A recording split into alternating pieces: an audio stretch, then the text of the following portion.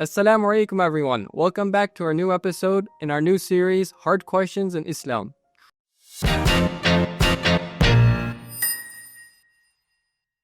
Today we're going to be talking about the height of Adam alayhi salam. So first we're going to start off with the question, how can the extraordinary height of Prophet Adam and Hawa alayhi salam compared to people today be explained? Why are we so much shorter? So in Islam, we believe Prophet Adam alayhi salam was the first prophet and the first human. So the Qur'an mentions his creation in multiple verses, which I will go over right now. And when your Lord said to the angels, indeed I will place a vicegerent upon the earth. Surah Al-Baqarah, verse 30. When your Lord said to the angels, indeed I am creating a human being from clay. Surah Sad, verse 71. Indeed, the example of Jesus in the sight of Allah is like that of Adam. He created him from dust, then he said to him, be, and he was. Surah Al-Imran, verse number 59. O mankind, be conscious of your Lord, who created you from a single soul, Adam, and from it created its mate, and from the two spread many men and women. Surah Nisa, verse 1. The question of how tall Adam alayhi salam has long intrigued people. This curiosity didn't just arise on its own, it's due to the narrations we have from our Prophet sallallahu alaihi wasallam. These reports of Adam alayhi salam's height come from Sahih al-Bukhari and Sahih al-Muslim, the two of the most authentic hadith books that we have today. Of course, this question will be of interest to people due to the reason that we put reason and science at such a high pedestal. According to one narration from Abu Hurairah radiallahu anh, who states that the Prophet Adam alayhi salam was 60 cubits tall, which is about 30 meters. From other narrators such as Ahmad ibn Hanbal, Muslim, and al-Baghawi, who translated the hadith with the addition, everyone who enters paradise will do so in the form of Adam, with a height of 60 cubits. So in both Sahih al-Bukhari and Sahih al-Muslim, we find a narration from our Prophet sallallahu alaihi wasallam who describes the people of paradise. In the hadith it says, the first group to enter paradise will be as radiant as the full moon. The group following them will be like the brightest star in the sky. They will not need to relieve themselves, spit, or blow their noses. Their combs will be of gold, their sweat will smell like musk, and their incense burners will be of aloes wood. Their wives will be fair maidens with wide, beautiful eyes.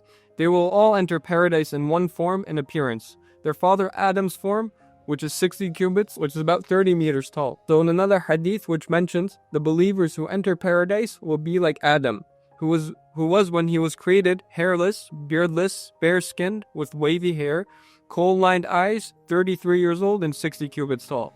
So we see that our Prophet ﷺ keeps mentioning Adam alayhi salam's height. So when we come to the interpretations and evaluations of narrations, so we have to consider the reasons and evidences that we have of the first humans, which we, according to fossil records, we don't find people who are about 30 meters tall. That's when we try to reconsider the interpretations of this hadith. So the narrations of our Prophet alayhi salam's height are found in numerous hadith sources, like we've mentioned in Sahih al-Bukhari and Sahih al-Muslim. However, since these hadith are considered mutashabihat or ambiguous texts, we have this in our Islamic tradition, we have mutashabihat texts both in the Qur'an and in hadith.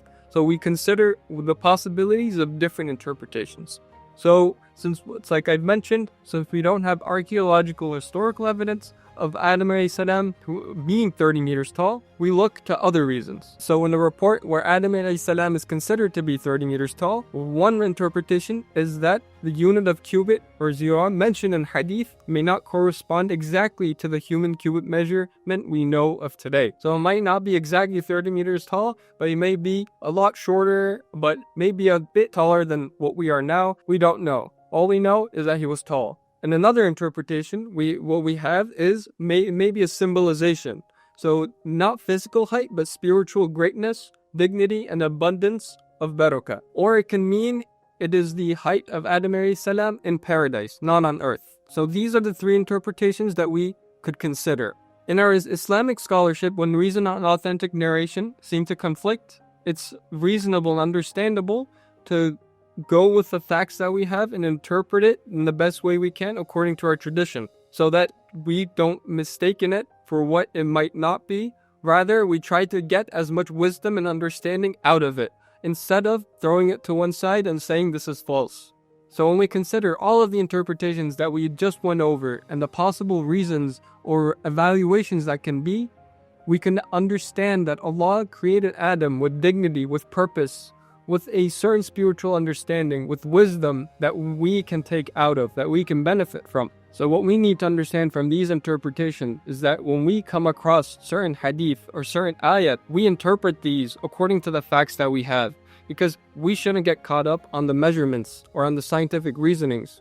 We need to focus on the message Allah is trying to give us, on the message of Prophet ﷺ is trying to get to us. Because if we get caught up in the small things, then we will come to conclusions that don't really make sense or that won't really benefit us. We need to think of the positive. We need to think about growing from what we learned. So inshallah, when we enter paradise, we will become the perfected form that Allah intended for us. The reflection of Prophet Adam alayhi salam, or the type of person we'll become, is like him. So the 30 meters tall, maybe it's referring to the dignity, the honor that Allah gave him. So maybe inshallah we can attain that in paradise. So rather than getting caught up in the measurements or the scientific reasonings and putting the hadith and the ayat on one side, what we need to understand is that we in the Islamic tradition and in our Islamic wisdom take what we can from the interpretations so that we can benefit from it, so that we could come to a certain understanding, that we could get closer to Allah, so that we can understand our Prophet ﷺ